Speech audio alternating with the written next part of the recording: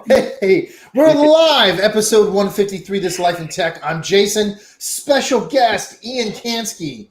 And I'm still TK. Fuck you, it's early. You guys got me early? up too early on a Sunday. It's fucking early, okay? It's adult It's time. my first cup of coffee. I don't know what the hell you want to talk about at 8 o'clock in the morning, but you got me for this round. Ian, this is one of those things as you get better and older as a dad, you're going to realize this is the perfect time to do anything because your kids are going to start to sleep in. Right. Accomplish any task at this hour of the morning uninterrupted. I know. Unfortunately, physically, my circadian rhythm says that I am still up at 3 o'clock in the morning, and then my child wakes at 6. So there you go. You just got to survive maybe like another year, dude. Because right now is the perfect setup. My daughter's 5. She just turned 5 in October. And she still likes to come in and sleep with us. So I got it down pat, like a system now. She comes in around 5-ish, and that's when I make my exit. So it's like a clean transition, like Indiana Jones stealing that gold out of the fucking thing.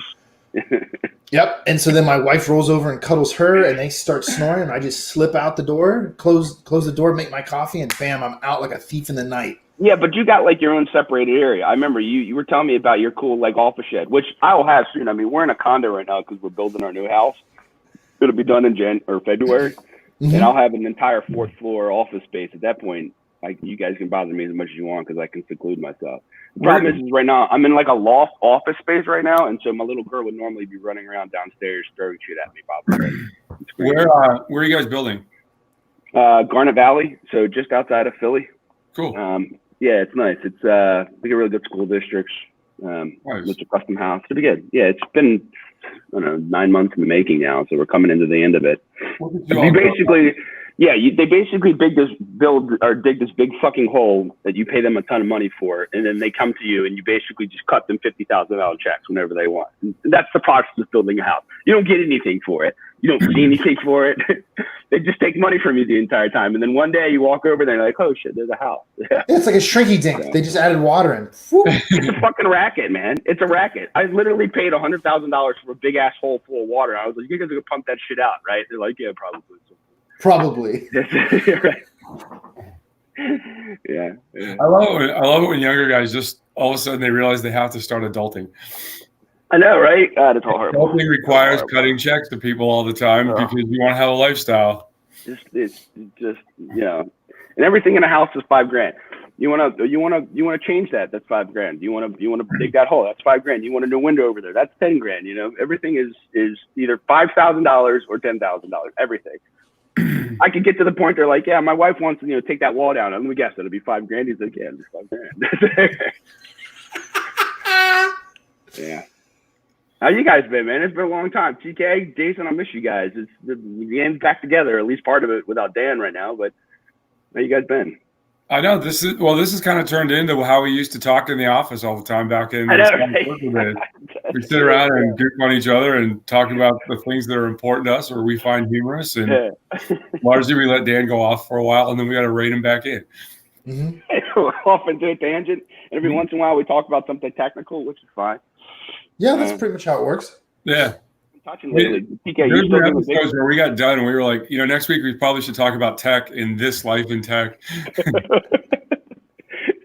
Well, it's part of it. I'll tell you what, what's amazing is all the technology that's improved inside of houses, man. Smart TVs, smart houses, all that shit. I'm actually going to be running most of my Ethernet through my power, which is pretty cool. I thought that was interesting. You can get these adapters. I should have looked up the specs, and again, it's 8 o'clock in the morning, so I can barely speak to this stuff. But it puts a sub signal through your using your house wire. It's amazing. So now I basically any plug can be turned into an Ethernet adapter, and then I don't have to run Cat 6 all over the place. Well, I mean, you do if you want to like hardwire like security systems and stuff like that. But for the most part, you can put Wi-Fi extenders, any place that there's an outlet. I thought it was amazing. So. Oh, it works great, dude. I did it. I bought a house that was in a historic. Have you done it? I mean, I'm looking at it in theory. I didn't know if anybody's actually done it yet. And I'm assuming it's better now. I did it maybe 15 years ago. I bought a house that was in a historic district, and it had the old like 3-wire cloth wrapped like 1920s electrical system. Right. All right. And it ran well over that because, of course, the bad part is I had plaster walls, so I couldn't push a Wi-Fi signal to save my life. Yeah. Yeah, and so I did the Ethernet over power. You just put extenders all over the place and put a mesh network up. That's a good idea. I'm gonna do the same thing. I got all kinds of plans, man. My house is gonna be it's gonna be an odd factory, man. So those can lights, those can lighting. I'm gonna put like a turret system up inside there. I can't wait. I got like plans on. I've been messing around with my 3D printer and printing out frames for a drop down. And what I'm gonna do is I'm gonna pilot it out with, those airsoft guns, right? They look very similar to a real thing, and I think some of them have the same action and weight where you can just strap a Glock inside there theoretically, and you'd have a house defense system. I can't fucking wait. I told my wife already. She's like, "You better stand by. I got a lot of security plans for this house. I got a lot of security plans. We'll be fucking secure, okay?" Good God! Well, you do live in Philly. Good God! I forgot. I just didn't realize how much I missed you until you just said that. That is awesome, my friend. I'm telling you, I'm gonna sell it. You guys can have one. I'll even print you guys off one. I'm telling you, this 3D printer I got is amazing. I love the damn thing. I print everything. My wife's we transitioned from Ethernet over power to home defense in one sentence. Mm-hmm. 3D printing, tech, bro. Yeah. You gotta embrace it. You said you had that old 3-wired cloth wrap. I was like, that's in any of those historic homes. You just need to have the fire department on speed dial because at some point you can control it. Yeah. No, I don't. Sometimes I miss that house because it was in a nice little neighborhood. It was quiet and stuff. Yeah. But man, I much prefer being out in down rural south. America now. Yeah, you're down south. You're like a landowner. You should say stuff like erroneous and I declare.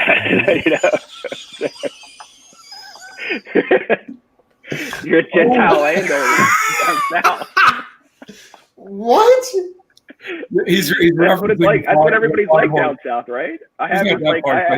He's referencing the foghorn leghorn nature of the deep wealthy South sometimes, where you show up on your front porch with a seersucker suit talking like foghorn leghorn.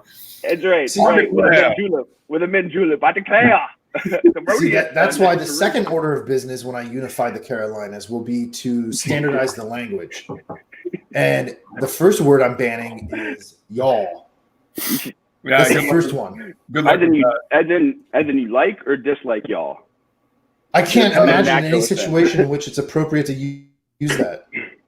There's you all. There's you all, which is that's Virginia. Yes. And then there's y'all, and then when there's a lot of people, it's all y'all. Oh yeah, right. Yeah. So you're not even you don't even know the correct pronunciation. You degenerate. Jason, you're not even pronouncing it correctly, obviously. Yeah, I know. Because every time I want to say it, I have to stop and break my own brain to get it to come out correctly. Both my kids were born down here, and neither one of them say y'all. Right. It's an acquired taste. I would say it constantly because I like to immerse myself in the cultures that I'm in. Okay. Deeply. I grew up in the Midwest, so we say yuns. Yuns, yep. Well, actually, that's kind of Western PA, Eastern Ohio. Because my grandmother was from Pittsburgh, and everything was yuns. Yuns. Yeah. I don't even know how to spell. I don't want to hazard a guess on how to spell that. At least y'all has an apostrophe in it. I can get that. Just say buns, like hot dog buns, but with a Y instead of a B. You got it. You spell it that way? Is it Y apostrophe UNS? Is it Y-UNS? Is it what? I've seen it both ways. I mean, the correct way would be with an apostrophe, just like y'all, since it's a contraction. Y'all. Yuns. I swear to God, until you guys said it today, I've never heard yuns, ever. Well, how much contact have you had with a whole bunch of people from Western PA and Eastern Ohio? I guess that's it. Driving through it to that shithole of South Bend and then back. So, come on, man! I miss 90 miles an hour. I miss South Bend. I like going to places where I feel like I'm the king. I will say that I think we all use like a quarter of our intellectual capacity in the execution of that job. Jesus, I've never.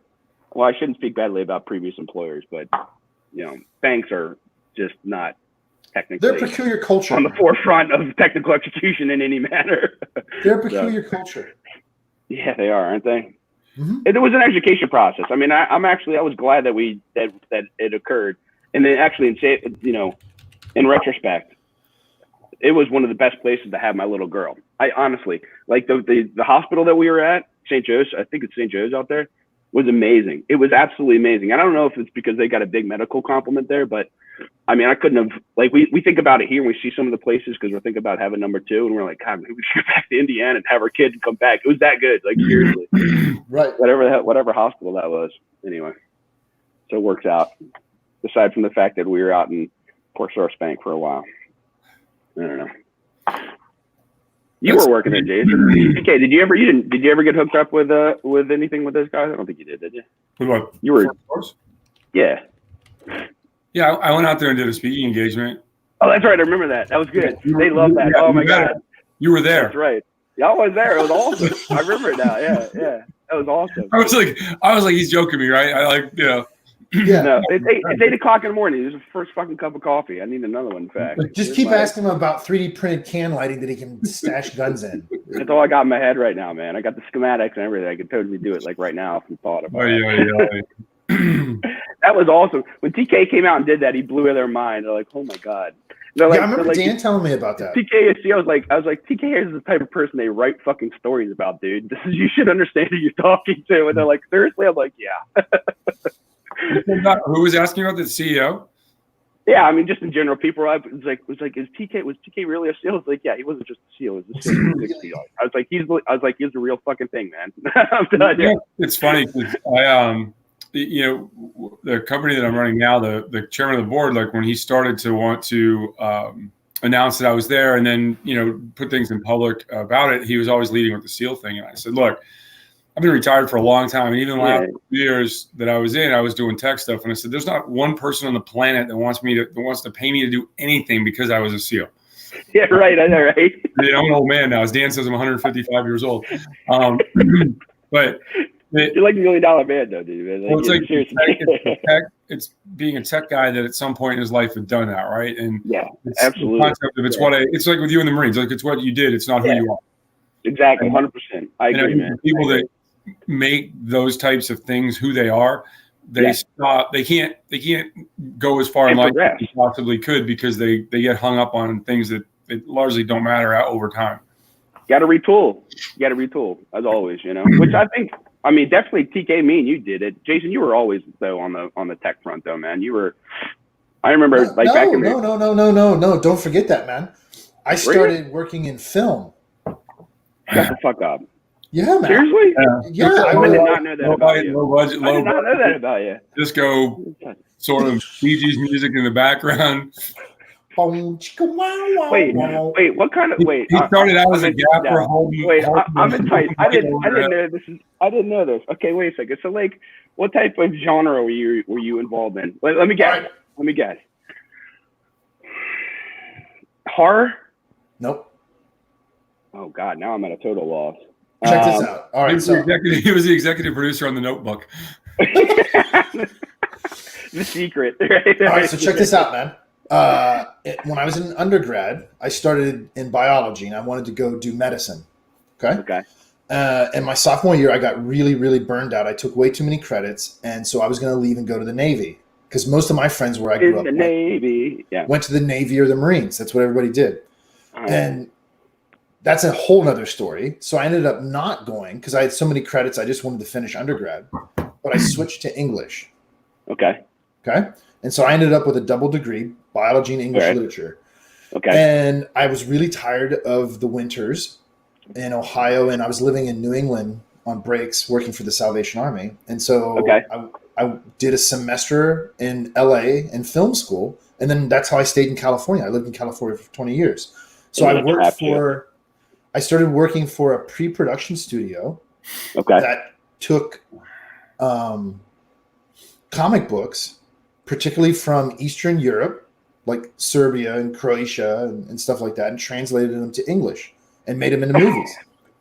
And so how I got my job there was in part because I didn't mind running around delivering packages to all the studios, but I also was fluent in German, so I could translate German comics to English.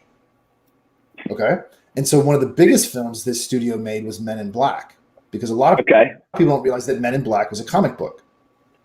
It was. That's right. Mhm. That's right. Mhm. Okay. Mhm. Now So it's the all dude- starting to make sense. There was the guy that random shit in there, though, dude. oh I didn't know you speak German either, too. yeah. And so the guy that No, started that watch film our studio. Don't watch our podcast.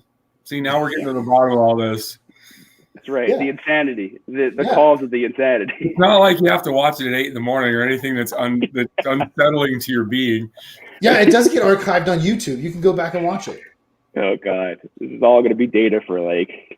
There's like when I seriously break down and kill people on the road for driving too slow in the fast lane, this is something they're going to look at.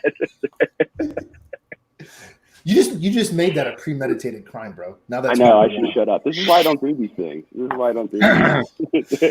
Yeah, so that's how I got to California. Now, I'd always monkeyed around with computers. You know, I mean, I was aware of tech and hacking specifically. But dude, there wasn't any real jobs. But at that film studio, as they were tooling up, because now the web's this is late '90s, as the web is spinning up for public access, they start wanting to get into web comics. Now, I don't know if you remember, around this time, HBO was the first producer, if you will, that came out with an animated web series. It was called something Girl, Web Girl, some shit like that. I don't remember now. And that was like a big thing, man. A big thing. And that's how I started making this transition into tech. And from that, that's how I got into high tech and startups specifically. Right. But then at what point did you hook up with for your master's, when you went back to school, right? Oh yeah, no, I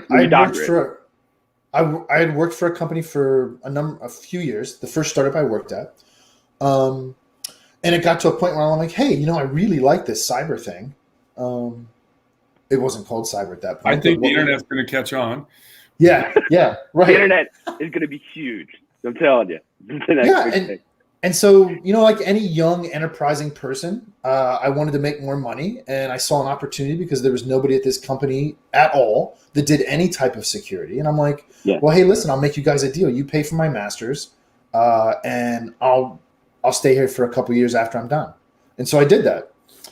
And you can ask more questions, by the way, and I'll give you any if you want. But so I did that, and I did that.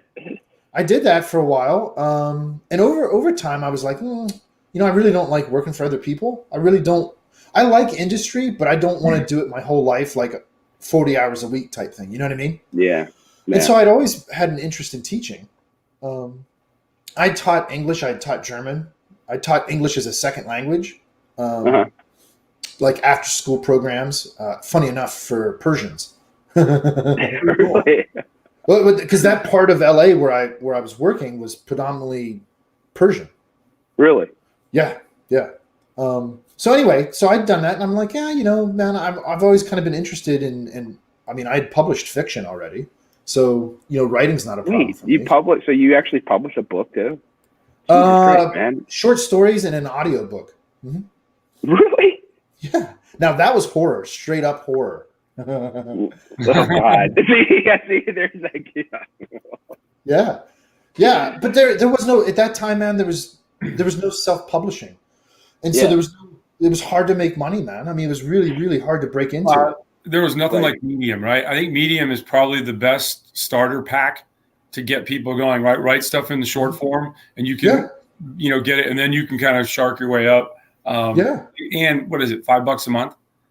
It's what I call all these things that are to be successful, or what I call, you got to replace one Starbucks a month. Yeah, right. Do that, right? And when people break it down, they're like, "Well," and everybody wants to extrapolate it out to the year, stuff like that. I go, "What do you waste money on?" Most people waste money on walking into Starbucks and spending around $5 on something, and usually something that's not healthy for them either, right? So, it's, slow some of that down, right? But all of us have had, and this is Dan included, have had a rather circuitous route to embracing and wanting to be in tech. I mean, I grew up with a dad that worked at General Electric and was on like the cutting edge of developing COBOL and the first first computer controlled machine tool and all this other stuff, right? And so that stuff was like little, what was computers back in the 70s when they were starting to say, kind of precursors to the Commodore 64 type of thing, and like a modem and stuff like that. That stuff was at our house. And so I didn't, there's an exposure to it, even though I wanted to go do other things. There was an exposure to it that was, it was late. Yeah. It just kind of lived in you. Right. Yeah. And when I went in the Navy, I and became a team guy. We were doing stuff on butcher block paper and markers. It's appalling what appalling, like. But in reality, there was a simplicity to it, right? Because it's that concept of, when I used to teach at Blackbird, we railed against PowerPoint. We drew everything on whiteboards. Well, it was that same thing. It's like, hey, we were doing everything on butcher block paper, so it was committed to memory. And it was an active. Sure. It was a verb, right? Doing that was a verb. And then we got the first laptop, and nobody really gravitated towards like, this thing's never going to work, right? I'm going to break this shit in a day. Oh, yeah, give it to me, right? And and then it started. Then it was okay. Now we could. This is again how rudimentary it was. This was before I could basically go on like a text editor and make a text document of what we were putting on butcher block paper, and then print it out on the clear acetate, and then we could put it on an overhead. Right, like the old school with the lamp and everything, the old school overhead. Yeah, and then we found one that would collapse down into being relatively flat, and we could put it in a Pelican case, and that way wherever we went, we could bring this and we could use it to brief. And I was on the cutting edge, right? And then as Windows came along and all this, Windows was developed. Now all of a sudden we had gadgets and stuff we were bringing out into the field that required to be loaded, updated. The GPS came along at that time. Right.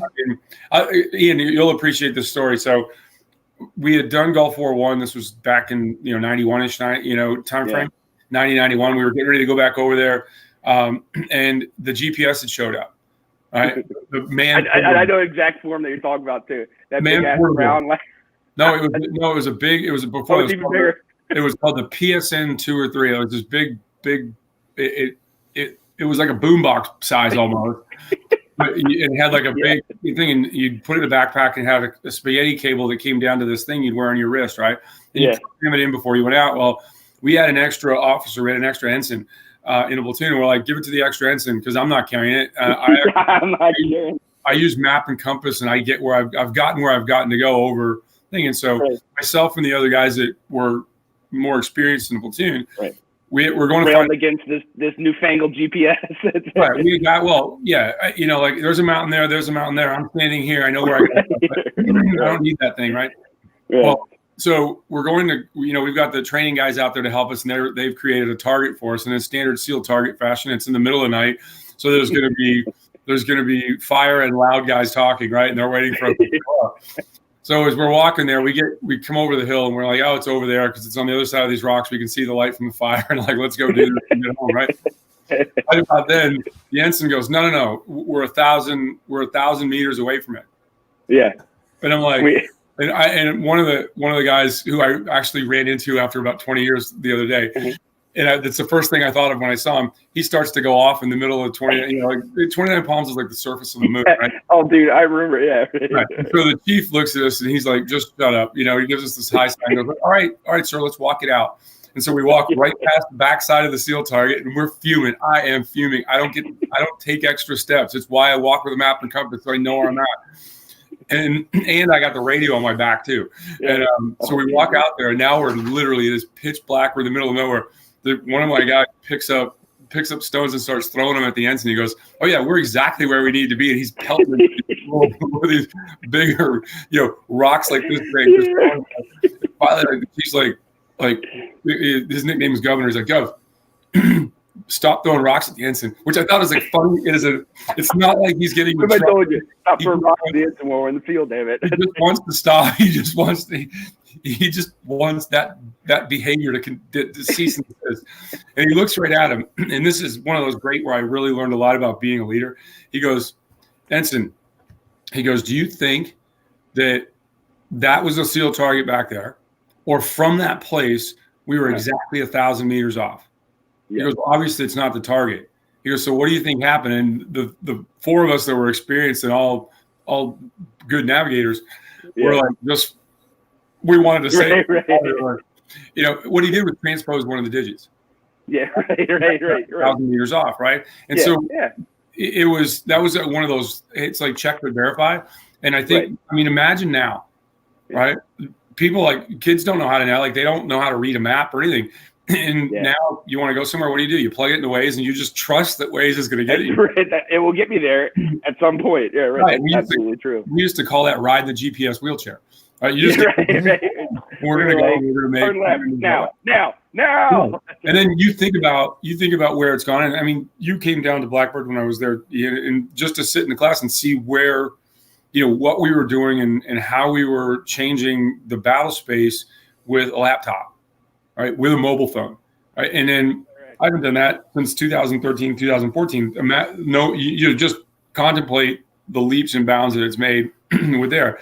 And, you know, that's, you know, and kind of getting out of the day-to-day in front of the customer and taking a leadership role, it wouldn't have happened if I didn't do those things leading up to it. Right. With the assumption of like the very early stages of that technology. Well, but even at Blackbird, being in front of the customer, being in front of students every day, having to contemplate technology, because they're not just going to ask the questions about the class. It's going to be, hey, everything I wanted to know about tech. And in the early days, because it was myself and a couple of other team guys and the engineers didn't need help learning this stuff, but we wanted to get really good at the systems that they were using. So we would get done teaching at noon on Friday. And then we would tell guys, hey, from 1 to 4, if you want to bring in your computers, if something wrong, and we'll look at them. And so we got really good at troubleshooting. It was like, because we knew in class, that was how we were going to really make our money. Because if we got slowed down with one thing that didn't work, you got 9 other dudes sitting around doing nothing. And from more than casual experience, bored frogmen get in trouble. Right? That should be a teacher, right? And they will be creative and always in a way that you're going to laugh. Sometimes you want to pull your hair out, right? So, but it's like they're paying and it's disrespectful. We have to figure out a way.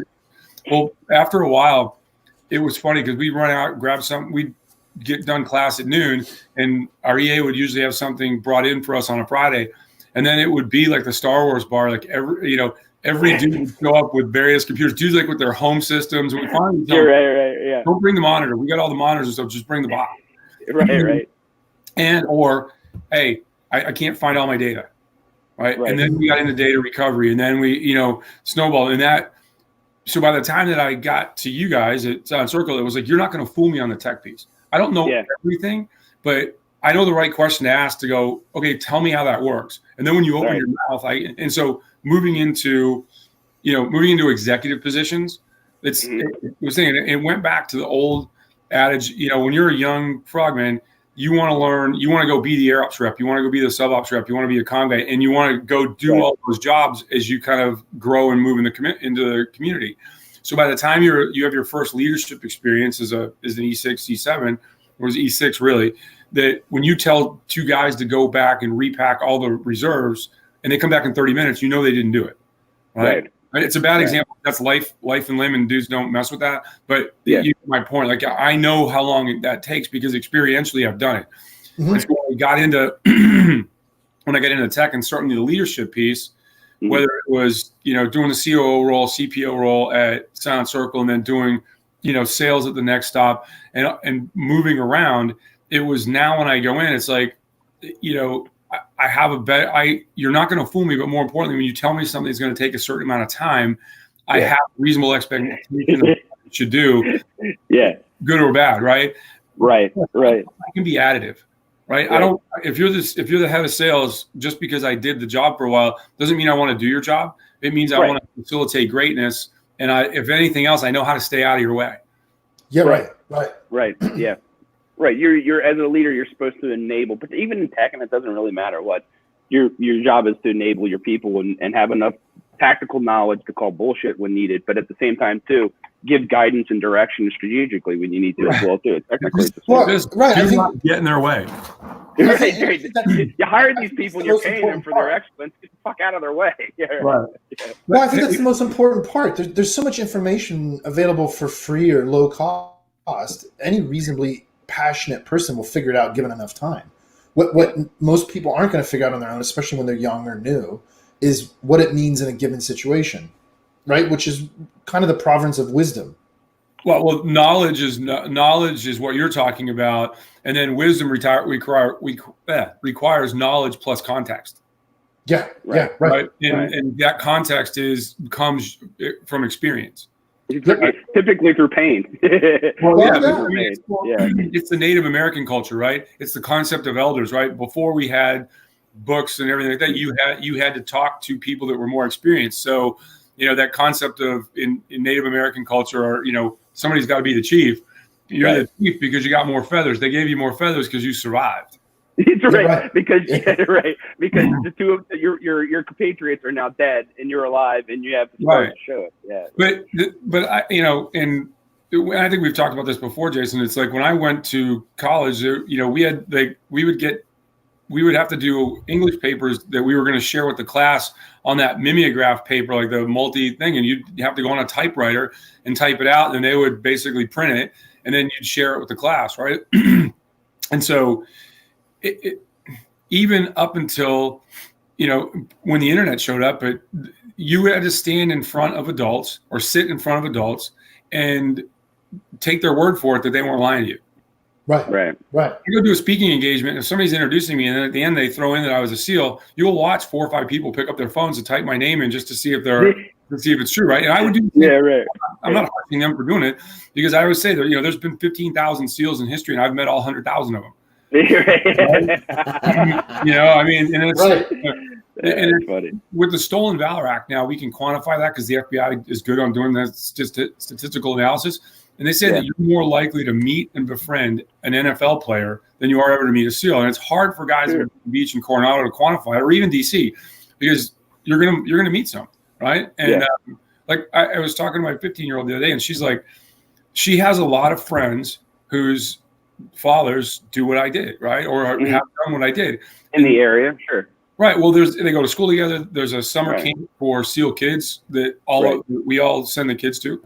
And so I went out to an event on Friday night, and a bunch of the guys were there. I got invited by a guy I put through training who's getting really retired now, and it was pretty cool. There's a big marriage, and I don't know how it happened, between the Boston Bruins, old Boston Bruins, New York Rangers, and team guys playing hockey.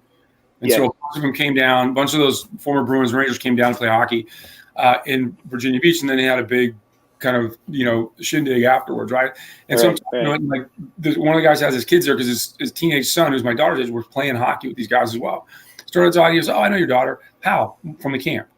Right. And we go to different schools in the city, and while we're there, he takes a picture of me and sends it to my daughter. He goes, "Hey, look, I'm hanging out with." Right. That level of instant networking, it should facilitate. We should have no more dumbasses, right?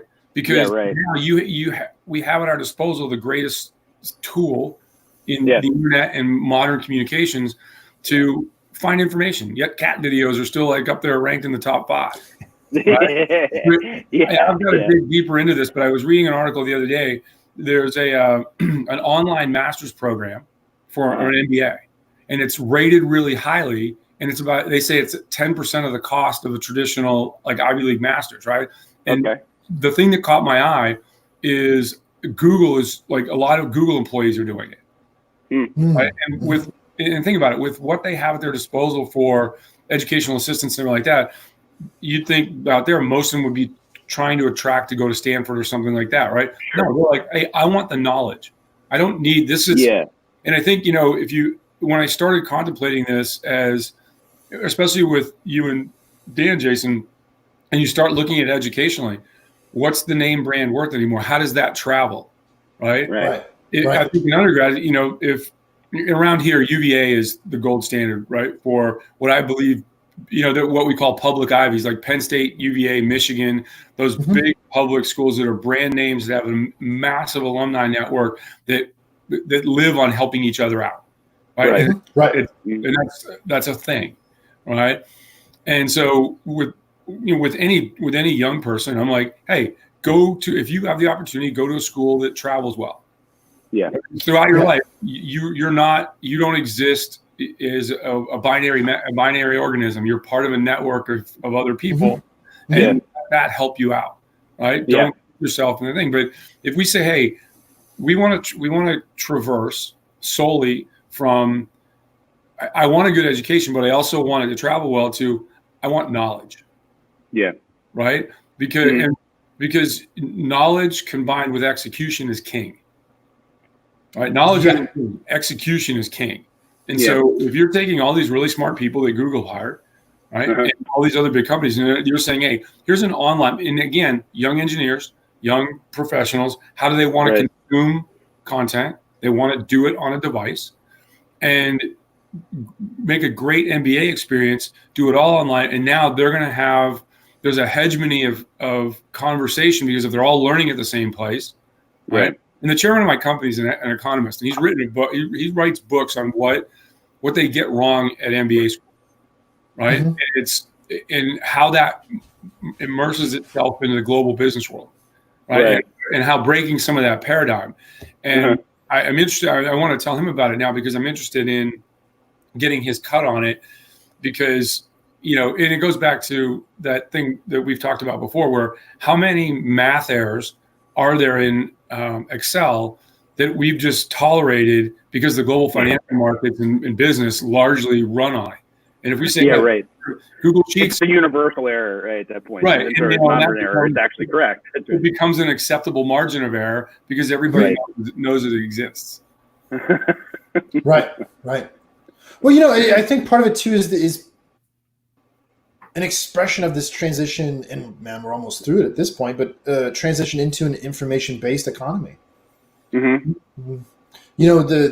where I went to school is no longer as important as what I can demonstrate that I possess in terms of information. Yeah, I hesitate to say demonstrate that I know something because I don't think demonstrating that I actually know something is the same as demonstrating that I possess that knowledge. I think it's nuanced but different. But no, I agree with that. Yeah, but at the same time, as we've talked about, and I mean, we demonstrate this just by sitting here talking. You can't escape the human need and pull for some type of social network. Yeah. Well, but I also think it's like, how do we extrapolate data? And like, if you look at employment, this is one of the things that we're contemplating right now where I work is you have the overarching term AI, right? It doesn't mean anything. I was talking to a buddy of mine he's getting ready to be a CEO of an aircraft carrier, but in the meantime, the Navy wants him to learn the procurement system. And so he's up in DC. Which is a master in itself, my God, backwards shit. Well, no, it's not. I mean, because here's the thing. It's just like anything else. If you assume that most carrier skippers make admiral, he's going to be a C-suite guy in the Navy, and he's got to understand how the people in the procurement work. How does the money work? How do we move people around, right?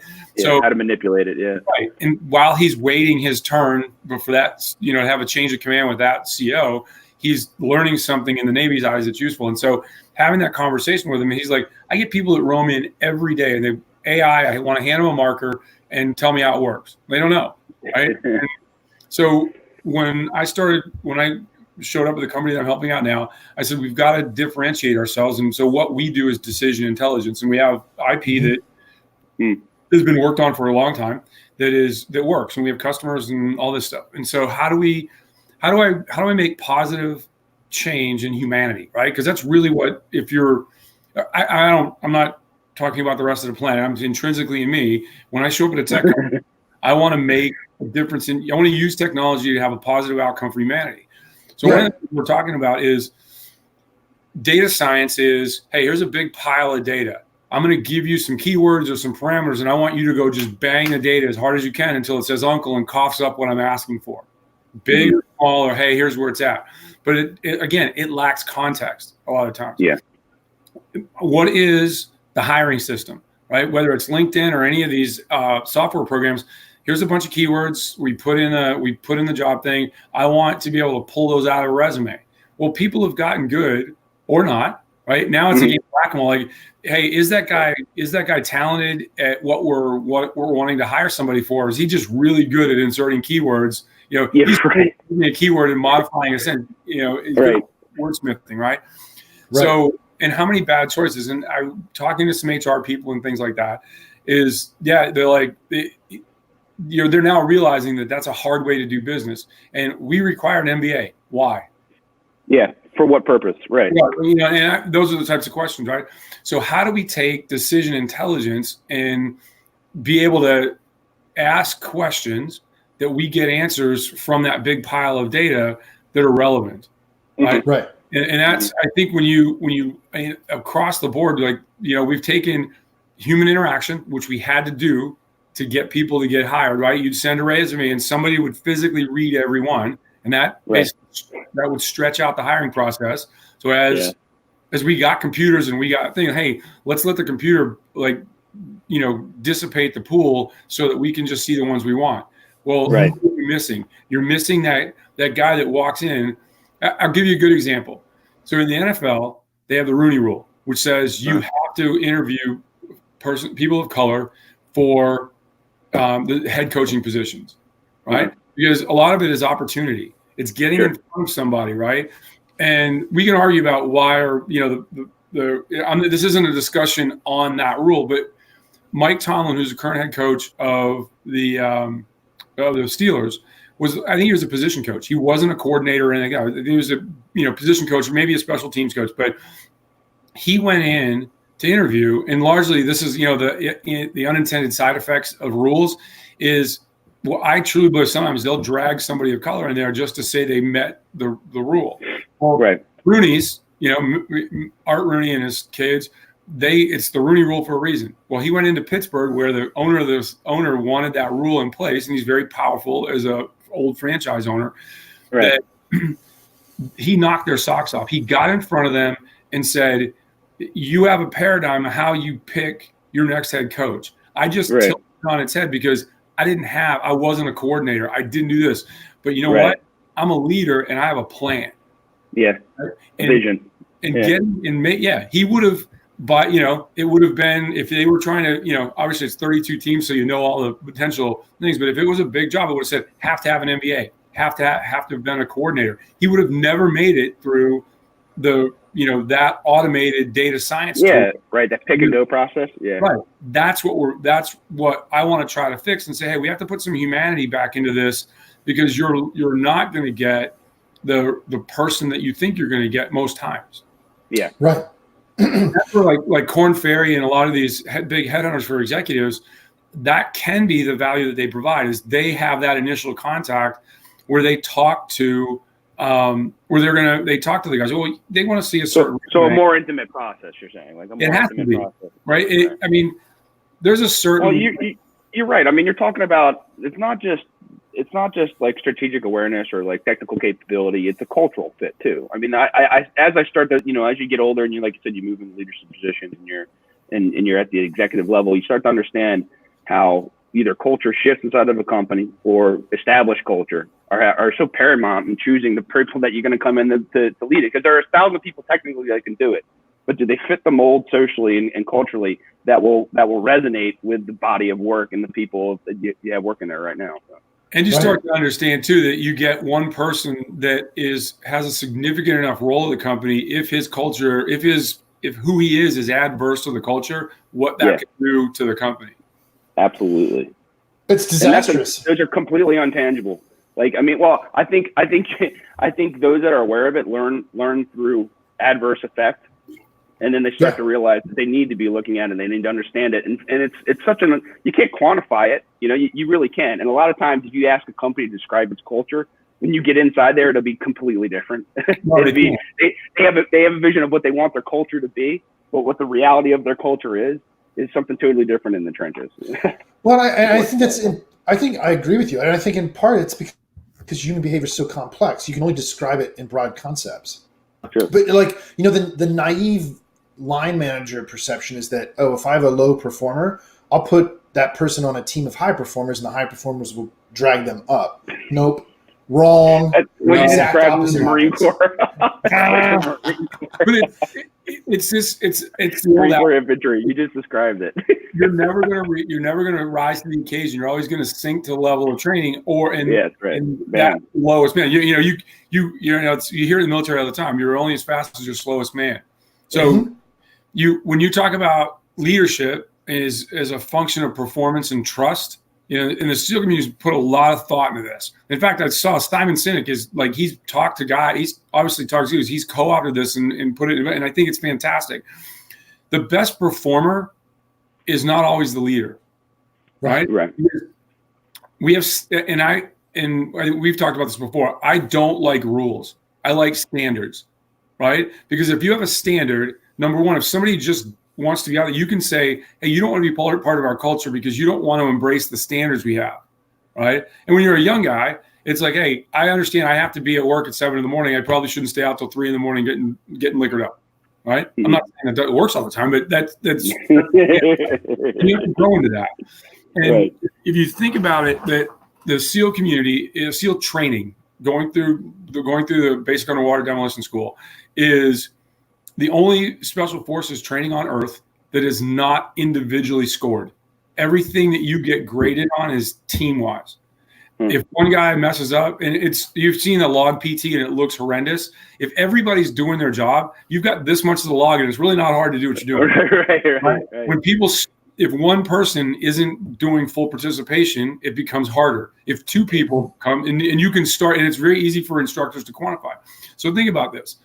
I wasn't a good runner in class. I was the worst runner that passed every run. In fact, years later, I find out from guys that were BUD/S instructors that I ended up working with, they're like, yeah, wherever you were at, when we wanted to put guys in the goon squad. Just beat TK. That's all you need to be is run TK in your end. You're not going to pass, right? And there's a psychological effect I want to talk about too, because it amazes me. But so I passed the runs, and there were other guys every time passed the swim. But I was one of the best swimmers, and then we had everything else. There was a minimum standard. Right. You have to meet the minimum standards for everything, and as long you have to be physically fit, you have to be able to shoot a gun a certain way, and all this stuff. Right now, it becomes about the soft things. Now we're worried about teamwork. We're worried about everything, and so everything else and how you fit into that dynamic. We're not worried. We assume meeting the standards. Right, because the physical capability, the technical capability, the mental capability are there. We assume that you have all those skills. You can turn the radio on, you can shoot a gun, you can run how we have to run, you can keep up with everybody, right? Right. And we understand that certain people are better than other things, and we don't do a cookie cutter, right? For example, I'm not the guy that's the lead climber, right? I'm the guy that's got the breacher bag afterwards and hauling my big ass up that carrying the heavy stuff. Like a diesel motor. And we got like a little triathlete spider monkey dude that's like, whoosh, as quickly as he can. And he's up there with security force, right? And everybody brings something to the table, but it's not Semper Fidelis. Individuality is cool as long as we all do it together, right?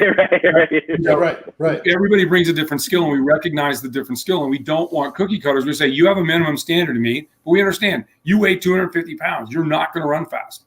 Right. The minimum standard. Right, and it's assumed, right? So the more senior in a corporation, for example, you get, we assume competency, right? And if there's a concept out there called PI, it's performance, image, and exposure. In executive teams, from the director, VP on up, your whatever your task is, your skill level, you're supposed to be competent, and we assume that performance. So performance only accounts for 10% of your ability to get promoted. Next is image, and you have a lot, but you have a lot to say about that, right? It's how you fit in the culture. It's, hey, if everybody's wearing hoodies and you show up with a suit every day, if the CEO is wearing a hoodie every day and you show up in a suit, okay, you can be eccentric, right? And things like that, or you just don't want to get to be part of the culture. And it's like the RSA thing, right? If you see dudes walking around in suits, they're investors. If you see them walking around in jeans and a jacket, they're probably C-level guys. And if you see people walking around in hoodies, they're developers. Right. It becomes very tribal, and that's part of a culture, and it's comforting because you know who's who, right? Totally, 100%. But here's the thing, and this really this is, I think, the one thing that is the adverse thing, especially over time, has hurt women in business, right? Is exposure, right? How are you exposed by the person you directly report to and those around you and those people that are in your affinity group to senior people, so that when promotions show up, when opportunity shows up, not necessarily, but hey, we've got a big project. We got to take somebody from this group of people that are all peers and make one of them the leader to go make this happen. right? What exposure have you been given, right? And that exposure counts for 60% of your ability to get promoted. And if you go back to what we were talking about Mike Tomlin getting, he got exposure. He got in front of the right people, and at the right time. In that moment, made a case that was compelling that he should be the leader, right? What he created and started to build in that in the people that he worked for was trust. Mm-hmm. That's the key. The person that you trust the most is usually the leader, right? Sure. That person, he or she, they're a performer, right? They meet the minimum standard of excellence in performance, right? Yeah. So how do I get there? They are the person that is at the vanguard of culture, right? Mm-hmm. And saying, hey, we're going to take this way, or they have the right mix of technical excellence and they can work with the crowd. And there's that, we get our feels going a little bit, right? Because part of wanting to make others great is you have to be able to have empathy and accountability, right? Mm-hmm. And get people to go. We were at Sound Circle. We had a lot of young folks who worked there.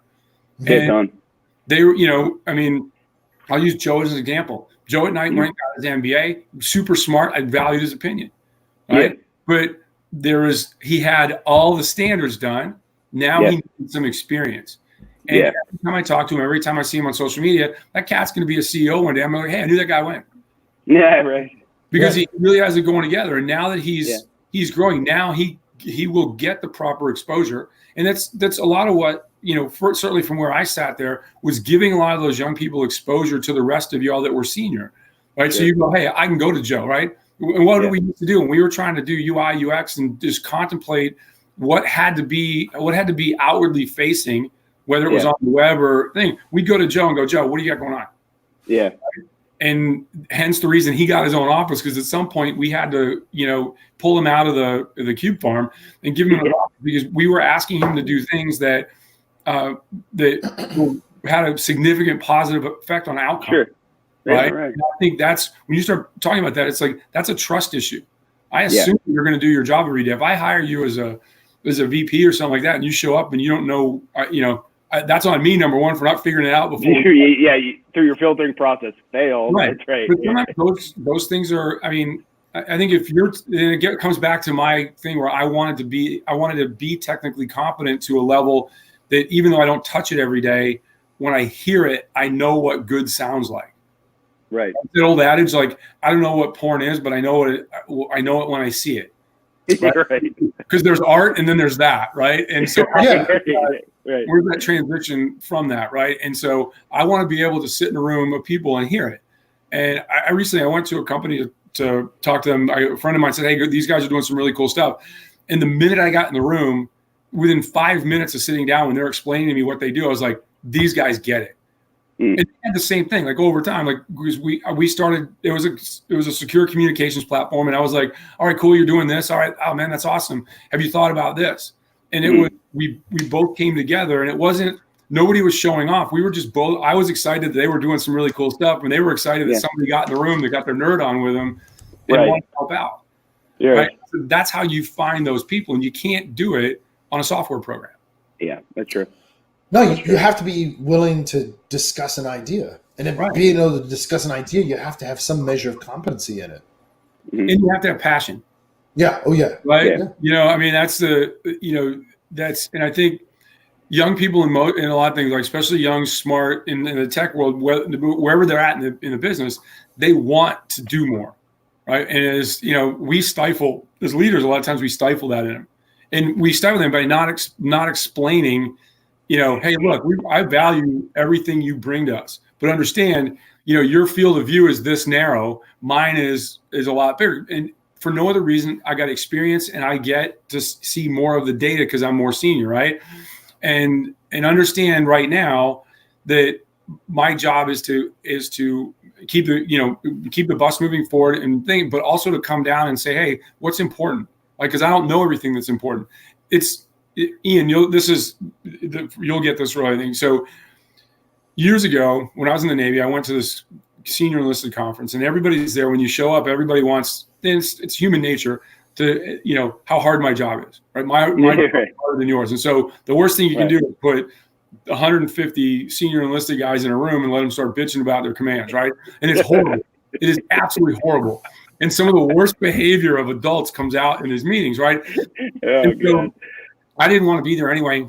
I was sent there, and I was like, if I run my yap at a certain parameter, I can probably get kicked out of here. Force Master is going to come up and be like, hey, you're free to go, right? And I'm like, oh, I didn't want to be here in the first place. And I was listening to another senior enlisted guy that was on his surplus guy that was on a ship, and he was talking about, he was just basically bitching about these young guys and how they don't do this, they can't do this. And I looked at him, I go, I don't know, I read this somewhere before that maybe it's our job to like train these guys and take care of. Oh yeah, it's a cheat street, right? But it was one of these guys, like there's a way to, when you get on a ship, and I have casual knowledge of being on a ship, right? Why would there ride, right? But I've never worked on one. And so when you're like, somebody's got to clean the bathrooms, right? You're the junior guys, right? And so the question, at least one guy, and it's a great question, and most people don't answer it correctly. And this guy's like, I am so tired of these young guys. I go, you're the guy that when one of these E3s comes up to you and says, hey, why do I have to clean the bathroom? You're like, well, when I was in E3, I had to do it. Right. And I said, I guarantee you that E3 is a lot more educated and engaged than you were when you showed up. Yeah. Right. Just because of how old you are and when you joined the Navy, right? Right. Then he goes, all right, smart guy, what would you say? And I'm like, oh, perfect. Now you want to go at me? Awesome. Trust me, I am not the cat you want to go out with this. And I go, here's the thing. Our job is to get them to be competent as quickly as possible.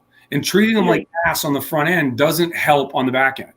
Right. You want to give them a hug? I said, no, you have to explain to them why they're where they're at.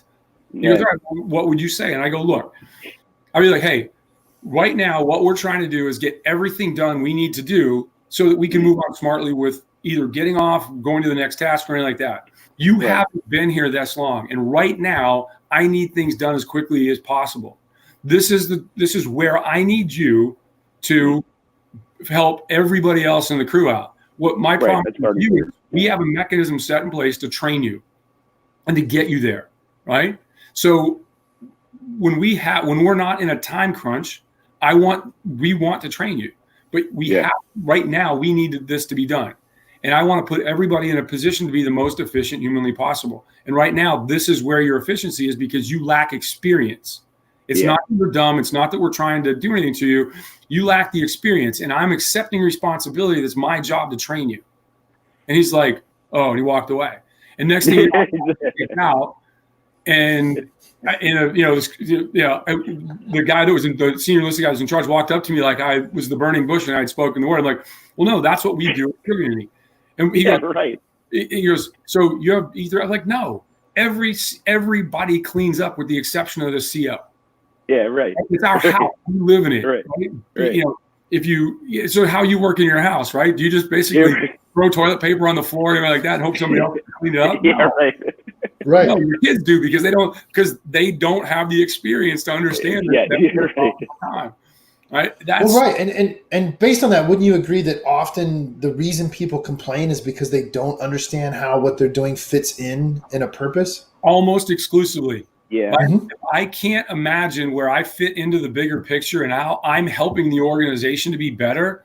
Yeah. I've got to get that out. Your body comes in conflict with itself. Right? Yeah, exactly. It's the definition of angst. Yeah. Right. And, right. And I remember exclusively when I started, you heard me one day, I was walking around and I'd say to, all the younger folks, I go, what are you doing to be great today? And you're like, what are you doing? That's stupid. Right. And then I was like, no. I believe this. And when I talk to organizations now and when I coach CEOs and stuff like that, I'm like, if somebody is achieving personal greatness in the context of working for us, we're really going to benefit from that. And I want to help them do that. But more importantly, I want to start to create a culture of accountability. Right? Because like I said, I have empathy, but I also have accountability.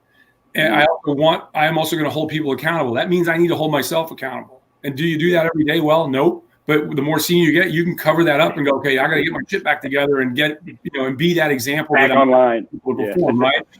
Well, but those are great things to offload to technology too. Right, exactly. Reminders. Right. Yeah. But eventually what happened was everybody started to ask that. And first off, they were joking me, and I didn't care because that's how that starts, right? They're making fun of it. And then after you make fun of it, you start to contemplate it. And one day I'm in my office and she was joking, but I knew I had it. She walked in and looked at me and she goes, "What are you doing to be great today?" Priya, right? Yeah. It is, like, she realized that whether intrinsically or latently, she realized, hey, I need to hold him accountable too, or he needs accountability. And she was right. Sure. Right. I was at a company that, like, a couple people on the C-level, the guys like, these effing millennials, I just can't work with them. Like, then retire.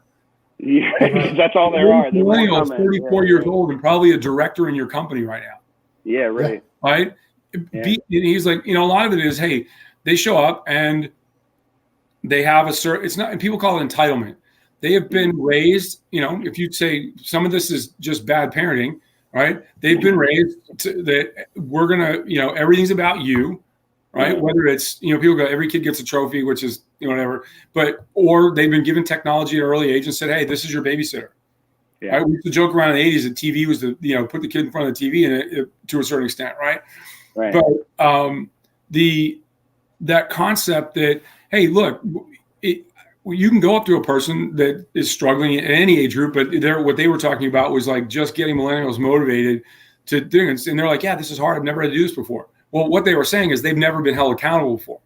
They weren't saying that the task is hard. They're saying in the timeline, I have to submit some of my personal time and what I want to do in any given moment to do this task. Right. And I got my attack Jack Russell. Big dummy. Actually, a little dummy.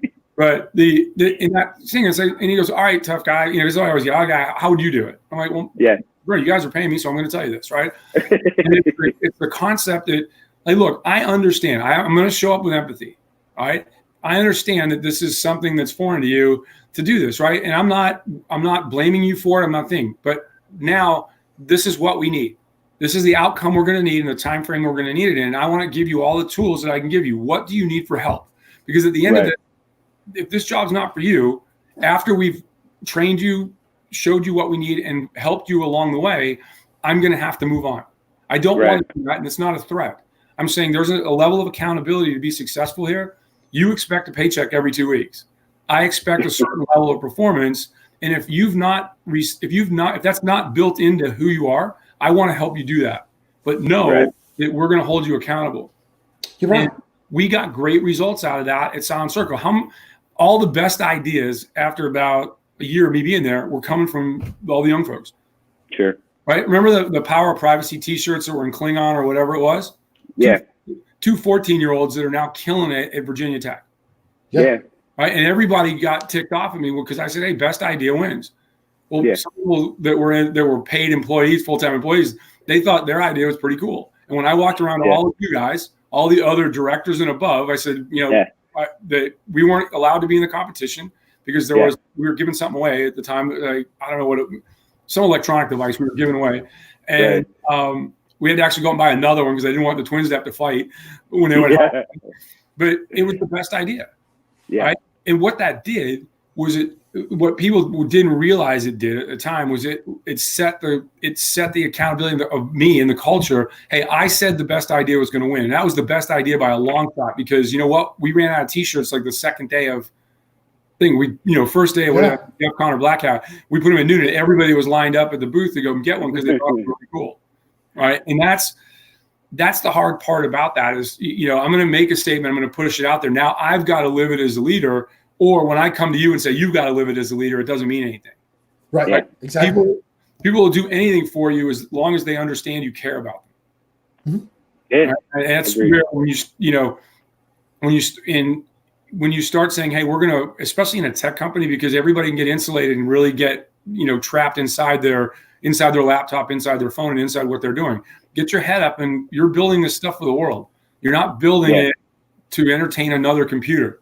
You're building it for use by another human. So let's just start coming together and work all that. Right. Well, that was a quick hour. How do you feel for your first episode, Ian? It's not bad. I mean, like I said, aside from the fact that you got me up at 8 o'clock, I'm in. and I'll have a better environment to do this in right now. My dog's bothering me right now because he wants to go outside. But like, yeah, I'm in. You can count me in. I'll treat you guys in my presence. That's all we can hope for. That's right. You just gotta show up and do your best. It is. I tell you what, talking with you guys and seeing you guys even on video makes me wish the old days. We got to get the gang back together at some point. That's like I said. When they started asking me to show up, to me it was how we used to sit in the offices and talk. Yeah, man, I miss that. I miss that a lot. I miss it a lot, man. I miss our startup days. That was good. And I've said this. I think we've said this before, at least several times. That's why Dana and I started doing this to begin with. When I moved away from Maryland, he and I still wanted to talk, and we figured, well, this is the shit we talk about anyway, so we might as well record it. I'm in. I hate 8 o'clock in the morning, but as long as I have my coffee, I'll be here. It's one day a week, bro. You gotta take it one day at a time. You gotta take it one time. A bearded 15-year-old girl. Seriously, I know, man. I tell you. You know how I am in the morning. Christ, I was like barely at, I was maybe at work at 9:30. Maybe. For those of you that aren't aware, young Ian was an officer in the United States Marine Corps, and the Marine Corps requires them to get up really early. Yeah, my staff sergeant would be like, Lieutenant, come over here, and it's like, just go in the corner over here and drink your coffee, and then I'll come get you like after 12. It's like you are horrible to be around. I don't. We'd have been rolling around on the ground. I've been punching you everywhere I could. Like, are you kidding me? Hey, man, that's how shit. It was the infantry. You know what it is. I mean, yeah. Oh, yeah. No. I miss it. Right. But look, oh shit, your brothers are killing it over there, protecting the embassy right now in Iraq, right? God, yeah, that's a whole nother subject. Like what they do, right? Those guys in the Rangers, right? I love me some Marines and I love me some Rangers, right? They do what they're told. They're the same damn thing. They're doing the same thing. Well, they are. They just wear a different hat. You know, right. Just wear a different hat. So, all right, my friends. Good to see you guys. Looking forward to the next one. I'll be here. Shoot me a link. All right, next week we'll be able to go 4 live. I'm in. Count me in. Yeah, you'll want to buckle up for next week because Dan will show up. Oh, I know. Yeah, well, there's a whole different dynamic now. Yeah. You just got to start pushing the buttons and let it go for a little bit. The fire will burn itself out slowly. Unlike Australia. Start pushing his buttons on Twitter during the week. It helps. Yes. Just priming it. Just the fire. Yeah, it's priming. That's all we're doing. Priming the pump. All right, I'll text you guys some details. We'll set an agenda, and we'll have a good structured conversation. Well, all right, very cool. Thanks, guys. Have a good Sunday. Take care, everybody. Yeah. See you guys. Bye.